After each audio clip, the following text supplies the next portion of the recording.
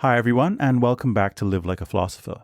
In this video, we'll conclude Lecture 3 by examining one of Plato's most famous dialogues, perhaps the most famous of all, the Republic. In the last video, part 1 of Lecture 3, we explored the challenge to the philosophical life posed by Callicles in Plato's Gorgias. We also discussed the contrast Plato draws between the rhetorical life and the philosophical life in that dialogue, and how he frames this contrast in terms of the different principles and values that motivate each way of life. We considered, in addition, how Plato characterizes the life of rhetoric as inherently disharmonious in the Gorgias, in comparison with the harmoniousness of the life of philosophy. In this second part of Lecture 3, we'll examine this concept of harmony in one's life in greater depth, as Plato depicts it in the Republic. We'll also examine another challenge brought forth by a new interlocutor, Glaucon, in Book 2 of the Republic. Glaucon presents a key distinction in this text between intrinsic goods and instrumental goods. He draws this distinction to challenge Socrates' view that justice is worth pursuing for its own sake. To answer Glaucon's challenge in the remainder of the Republic, Plato has Socrates in Book 4 introduce and argue for the idea that there are three distinct parts of human psychology. As we'll see, this psychological theory is crucial to Plato's understanding of the good life, and it will form a main interest for us during the rest of this unit, continuing into the next lecture. Before we get into the argument of the Republic, let's pause to consider its place among Plato's other dialogues and its influence in the history of philosophy generally. This text is a cornerstone work in Western philosophy, laying the foundation for almost every major branch of philosophical inquiry that we continue to study today. Scholars generally regard the Republic as a work from Plato's middle period, a phase in his writing career where he starts to articulate more positive views and doctrines. In these so-called middle period texts, the role of Socrates evolves. While he continues to ask probing questions, he also begins to present substantial theories and argue in favor of them, serving more as a representative or mouthpiece for Plato's own ideas. Taken as a whole, the Republic itself is a magisterial work covering a wide array of philosophical topics, including issues in ethics, politics, psychology, metaphysics, epistemology, education, and aesthetics. One intriguing question that scholars often debate is whether the Republic should be understood primarily as a political work or an ethical work. It's worth noting that the title Republic comes from the Greek word politeia, which can refer both to the constitution of an ordered political system and to the inner condition of an individual person or citizen who's a member of that political system. So already in Plato's day, the term had embedded within it a sense that's both political and ethical. In this course, we'll focus on the Republic mainly as an ethical work, exploring Plato's concept of the just life. This angle allows us to appreciate Plato's influence on later philosophers like Aristotle and the Hellenistic thinkers we'll be reading later in this course, and it will also allow us to understand how they diverged from him. That's not to say that Plato's political views in the Republic aren't significant. One of his most controversial claims in the text, one that remains contentious even today, is that philosophers should rule in cities. Now, as I think we'll see, this idea isn't as surprising as it might initially appear. Plato defines the philosopher in the Republic as someone who's both ideally just and ideally wise. And if you believe the government should be led by just and wise individuals, then the notion of philosophers as rulers doesn't seem like such a stretch. While we won't delve into Plato's political theory in much detail in this unit, we'll be keenly interested in his claim that a philosopher's defining traits are their justice and their wisdom. So what's the main argument of Plato's Republic? The guiding question is, what is justice? And Plato takes an entire 10 books in the Republic to answer this question. Specifically, he's interested in what makes a person or even a city just, and why one should choose to be just, especially when it seems possible to get away with being unjust. Now, a common answer might be that we should avoid injustice to escape various punishments that result from acting unjustly. But Plato offers a different perspective. Through Socrates, he argues that an unjust person's soul, or psyche, to use a term closer to the original Greek, is in turmoil, regardless of any external rewards that they might enjoy, like wealth or status or prestige. It's crucial to understand that Plato isn't saying here that the unjust person feels guilty or suffers from a bad conscience. Rather, he argues that the unjust person's life is psychologically unbalanced and unhealthy. In contrast, the just person leads a psychologically balanced and harmonious life. This is a controversial idea. Plato is essentially saying that it's always in your best interest to be just and to avoid injustice. According to this view, the psychological benefits of being just outweigh any of the potential gains that come from committing acts of injustice, even if you can act unjustly without consequences. To illustrate this idea, consider the TV show Breaking Bad, which some of you may know and which I highly recommend. The main character, Walter White, starts off as a mild-mannered chemistry teacher. He's not living the best life and is going through various personal struggles and feeling a lot of resentment for his situation. As the show progresses, he uses his formidable intellect to become a ruthless drug kingpin. Now, according to Plato, Walter White was leading a better life at the beginning of the series, despite his challenges, compared to the life he leads after turning to a life of injustice. To be clear, Plato's point is not that Walter White was living a good life initially. His point instead is that if you are forced to choose between the two, the former life is preferable to the latter. At the end of the day, what Plato is arguing in the Republic is that a life of justice is happier, or more precisely better, than a life of injustice. Here, it's important to note that the Greek term often translated as happiness is actually more nuanced than our sense of that word. The term in Greek is eudaimonia, and it refers to a broad sense of human well-being or flourishing.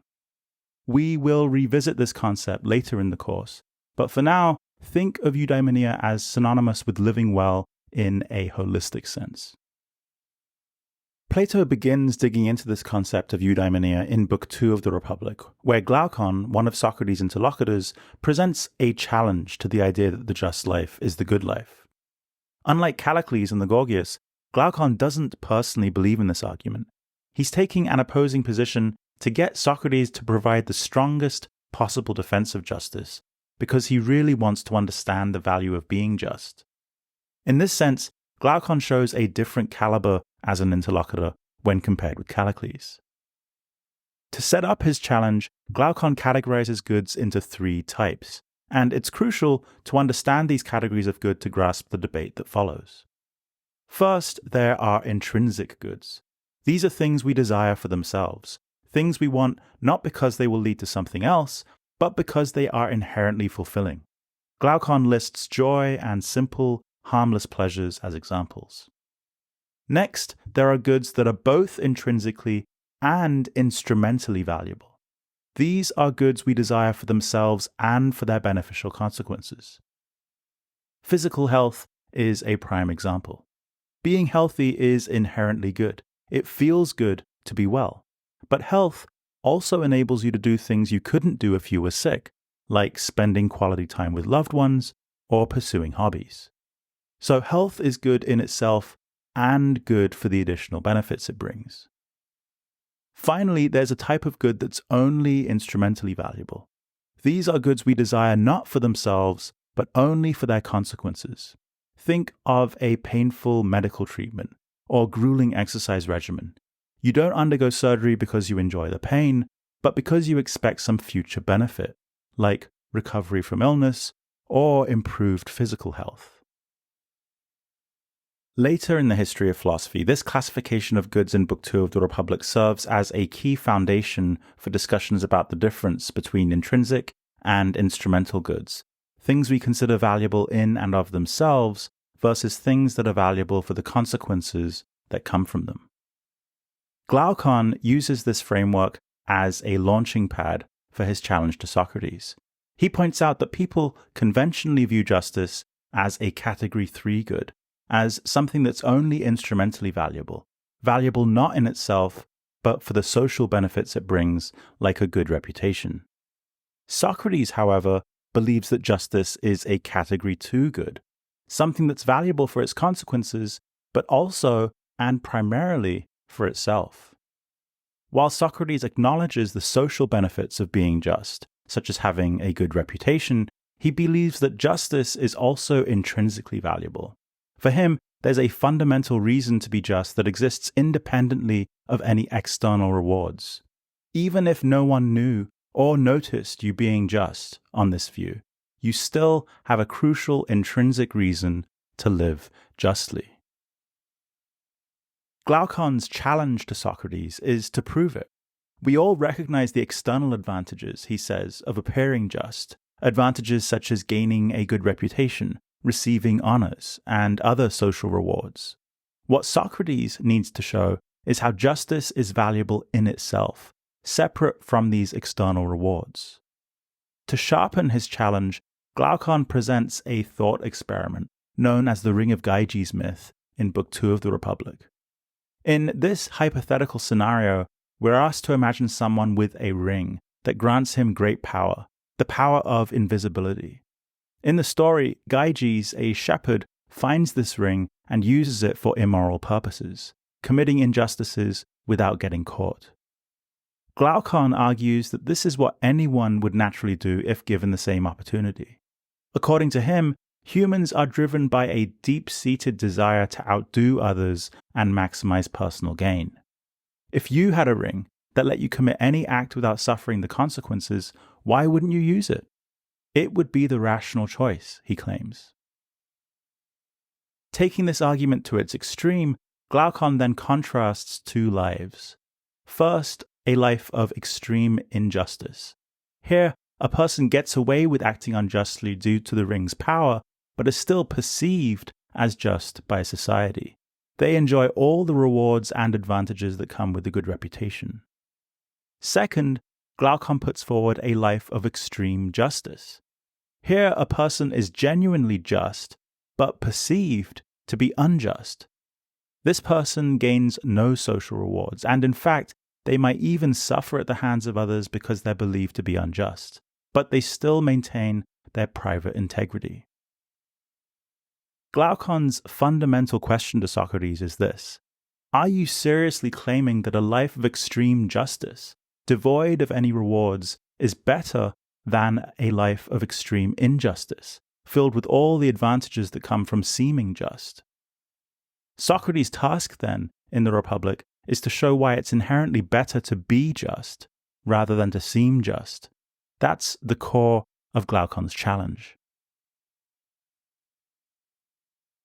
Socrates takes up Glaucon's challenge head-on in the Republic by connecting the just life with a happy life.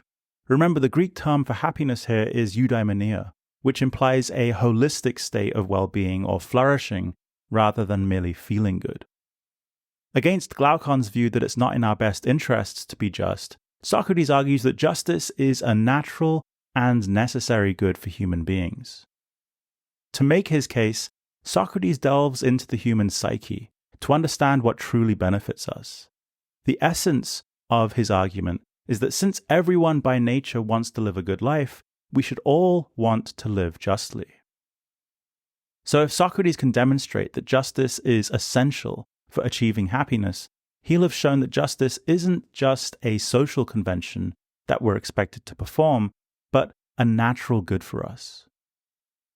To develop this argument, Plato has Socrates construct a famous analogy in the Republic between a just individual and a just city. The idea is that if we can understand how justice operates in the larger thing, a city, we can more easily grasp its role in the smaller thing, an individual's soul. This sets the stage for a multifaceted investigation in the Republic, where Plato integrates a discussion of politics into a study of ethics and psychology.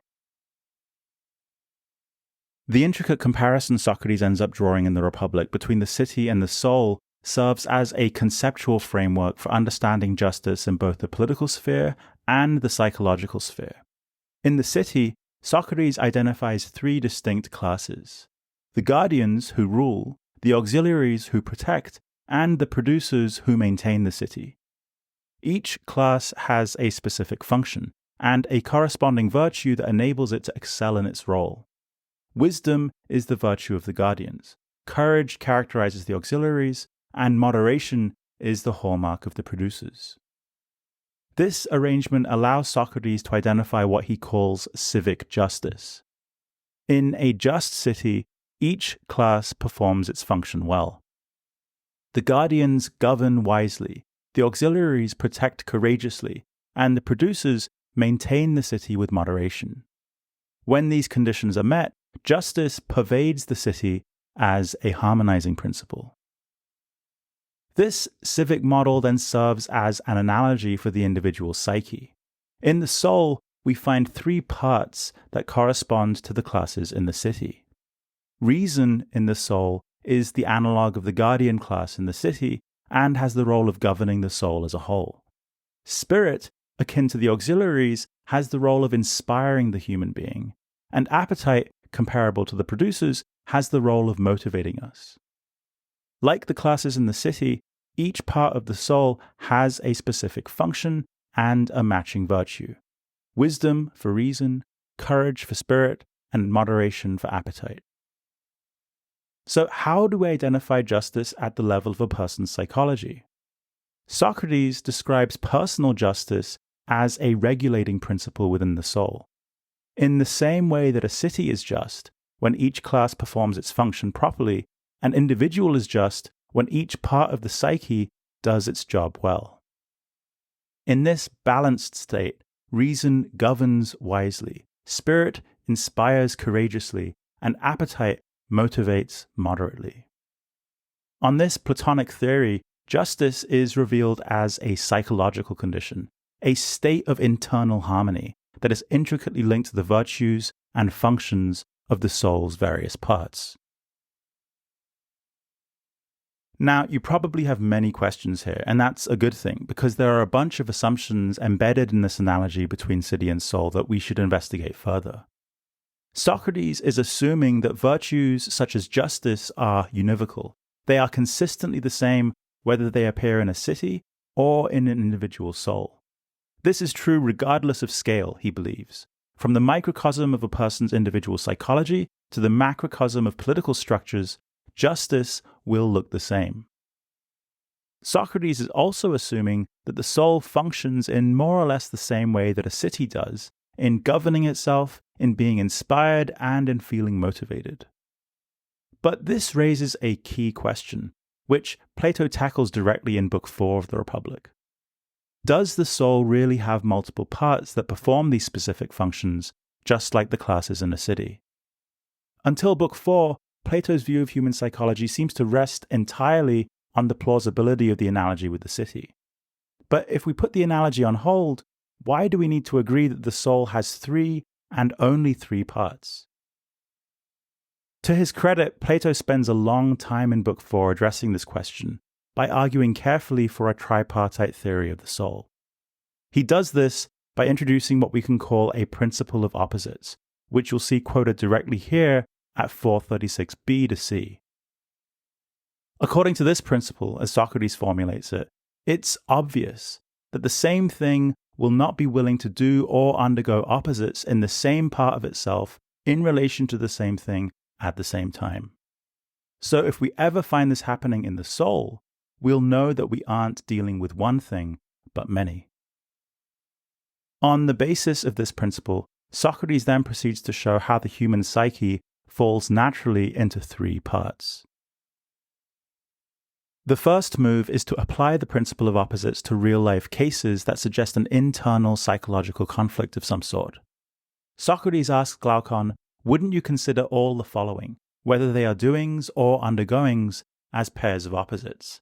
Assent and dissent, wanting to have something and rejecting it, taking something and pushing it away.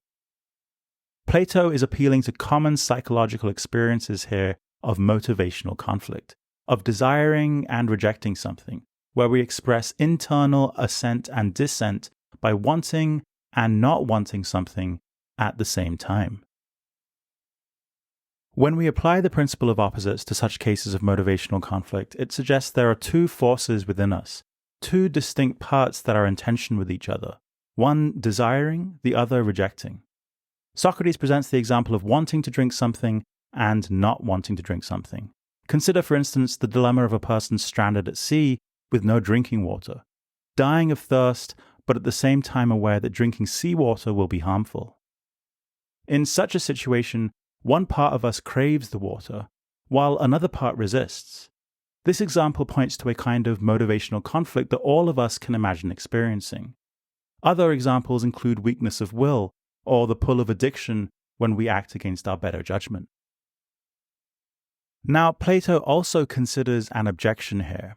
Perhaps someone might say that the only thing we can truly want is what's good for us, and so it's psychologically impossible to desire seawater when we know it will harm us. Some scholars think that this was the view of Socrates historically. But in the Republic, Plato insists that different human desires have different objects. Thirst by itself wants drink, not good drink. Hunger by itself wants food, not good food. When considered by itself, our desire for drink or our desire for food is indifferent to what's good and bad. This suggests for Plato that there's a distinctive part of us, which he calls the appetitive part, which desires pleasure indiscriminately. The appetitive part of the soul, he believes, seeks instant gratification, regardless of whether such pursuits are good for us in a broader sense. Someone might know intellectually that consuming too much sugar is detrimental to their health, or that spending multiple hours each day on social media gives us a warped sense of ourselves. Yet the craving for a sweet treat or a like on an Instagram post can overpower this knowledge. In this situation, the appetitive part of the soul is driving the desire for immediate gratification, without any consideration for longer-term well-being. On this basis, Plato has the resources to develop a complex model of human psychology. He's not claiming that the appetitive part of the soul is inherently bad. It's just indifferent to the long-term or moral implications of its desires. The desire for what's really good for oneself is motivated by reason, or the rational part of the soul, according to Plato. Reason here has its own desires, the desire for understanding, in this case, understanding what's good for ourselves. And so for Plato, it's up to reason, or the rational part of the soul, to govern appetitive desire, guiding us toward choices that are both pleasant and good. Through this argument, Plato thinks he can show that there are at least two parts of the soul, reason and appetite, that are distinct. But what about the third? To explain the nature and distinctness of the third part of the soul, termed spirit, Plato presents a vivid example. He recounts the story of Leontius, a man obsessed with looking at the corpses of fallen soldiers. Leontius experiences an intense internal struggle. He feels an appetitive urge to gaze at the corpses, yet simultaneously another part of him is filled with shame and anger for feeling such a desire. In the story, Leontius goes to the extent of physically forcing his eyes open against his internal sense of disgust. Plato interprets this inner conflict as a tension between the desire for sensory pleasure and feelings of shame, underscoring the role of the spirited part of the soul, which is prone to emotions like anger and pride. On this view, the spirited part of the soul does not seek pleasure or understanding. Instead, it craves honor and social recognition and resists the shameful urgings of appetitive desire. Now, while Plato depicts spirit in the Republic as a natural ally of reason, he recognizes also that its desire for status and prestige can sometimes lead us astray. So spirit must be distinguished from reason as well. To show that spirit and reason are distinct, Plato refers to another story involving Odysseus, the mythic hero of Homer's Odyssey. In one of the scenes from this story, Odysseus is consumed with anger for being dishonored in his own home. He imagines slaughtering everyone who's disrespected him, but then he catches himself, talks himself down, and restrains his vengeful urge. He realizes that such an act would not be wise given his circumstances. And with these arguments, all based on the principle of opposites, Plato believes he's proved that the soul contains three distinct parts: an appetitive part, which seeks pleasure, a spirited part, which seeks honor, and a rational part, which seeks wisdom and understanding. Through this tripartite model, Plato offers a comprehensive view of human psychology, capturing the complexities and tensions and competing drives that he thinks characterize our internal lives. And on this basis, Plato can now fully advance his conception of justice as psychological well-being or health. Building on the earlier city-soul analogy, but now supported with some argument, justice, according to this theory, is an internal state of harmony, where each component of the human psyche does its function well. The function of the appetitive part of the soul is to act as a motivator. It serves as the engine that propels human activity. Without desires or wants, it's unlikely you would engage in any action. Your physiological functions may continue, your heart may beat and you may breathe, but you'd essentially be in a vegetative state. So appetite is effectively performing its role when it appropriately drives you toward achieving specific goals. This is the aspect of us oriented toward pleasure, or what feels good. The function of spirit is to inspire us and imbue life with a sense of purpose, elevating existence beyond the simple satisfaction of wants and needs. Without this spirited component, life may continue, but it would lack meaningfulness to the point that we may question its worth. The spirited part of us is functioning well when we feel energized, resolute, and courageous. It provides the satisfaction and pride that arise from the belief that you've acted well, and it ignites the anger that you feel when you perceive unjust treatment either toward yourself or others. This is the dimension of us that seeks honor, social standing, and recognition. What others say is good. The primary function of reason is to pursue wisdom and good judgment. It excels when it forms an accurate assessment of what's good for the whole soul and takes care of the soul. Unlike the appetitive and spirited parts, which have a limited focus, the rational part has a panoramic view of what's beneficial for the whole self. Its role is to govern the soul, directing and modulating the desires of the other parts. Left on its own, the appetitive part of the soul is directionless. The rational part provides it with clearer vision. Similarly, the spirited part, if unguided, can be erratic. The rational part provides it with purpose and focus. Much like the human body is in peak condition when each of its systems is functioning well, the cardiovascular, the respiratory, and the digestive, so too the whole soul or psyche is at its best or most virtuous when the appetitive, spirited, and rational parts are each doing their own work well and operating in harmony. And this state of internal harmony or health, for Plato, is what justice truly is.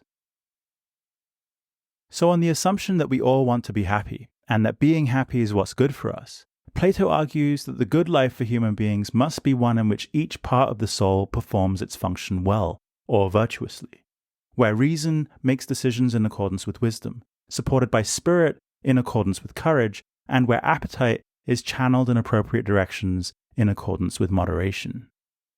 On this view, the just and happy person is the one who's internally balanced. And although we may not realize it, this internal harmony is what all of us most want. With this, Socrates thinks he can answer Glaucon's challenge. Living justly is intrinsically good for us, not just instrumentally good, because it's by choosing to live in this way that we achieve a state of psychological health. This brings us to the end of Lecture 3. In this video, we've been introduced to Plato's Republic and examined Glaucon's challenge to Socrates' view that the just life is intrinsically valuable. To answer Glaucon's challenge, Plato has Socrates develop a nuanced model of human psychology in Book 4 of the Republic by dividing the soul up into 3 parts: reason, spirit, and appetite.